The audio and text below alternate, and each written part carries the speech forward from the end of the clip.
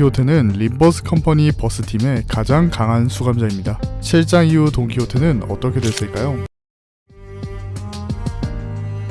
이전에는 산초의 기억이 없어진 별도의 인격인 돈키호테였지만 지금은 예전의 기억을 흡수한 산초가 되었습니다. 즉 제정신인 산초가 연기를 하는 쪽에 가깝다는 것이죠. 그렇기에 진지한 상황에서는 산초의 모습이 보이기도 합니다. 물론 연기 톤은 그대로 유지한 상태죠. 예전처럼 그런 대형 사고를 치지는 않을 것으로 보이나 산초가 또 어버이의 꿈을 완벽하게 연기하려고 하면 아마 또 대형 사고가 일어나겠죠?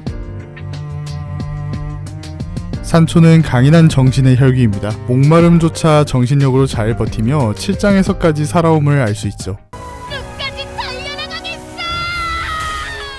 다만 7장 이후는 사정이 좀 달라졌는데요. 가문의 혼자 남은 혈기는 기존 가문에 있던 감정과 욕구를 물려받는 듯이 보이는데 돈키호테의 가문은 죽기 전까지 목마름에 고통받고 있었기에 그 수많은 가문의 혈기들의 목마름이 산초에게 덮쳐옵니다.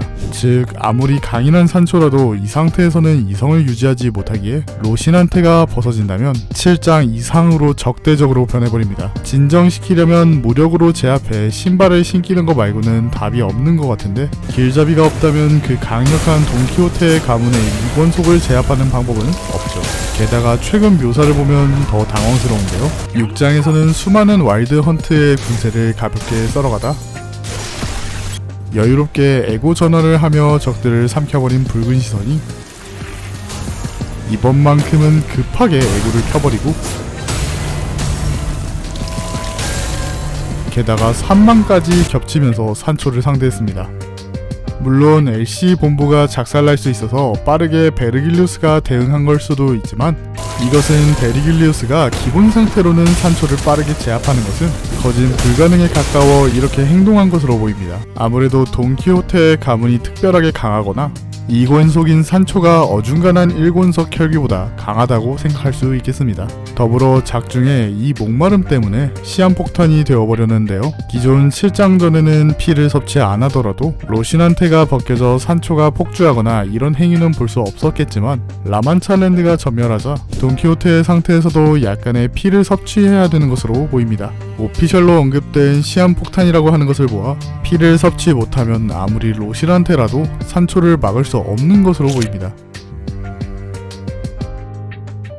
방금의 이유로서 완전히 피를 탐하지 않는 혈기의 달성은 불가능에 가까운 상태입니다. 다만 산초의 경우 정신력이 상당히 강해 피주머니를 만들 이유는 없지만 완벽하게 인간과 함께하는 정의로운 혈기 해결사의 달성은 꽤 힘들 것으로 보입니다. 혈기의 혐오스러운 점들은 인간의 피를 탐하고 피주머니를 만드는 행위인데 산초의 강인한 정신력으로 직접적인 흡혈은 면할 수 있으나 아무래도 피를 전혀 마시지 않는 것은 불가능에 가까운 듯 보입니다.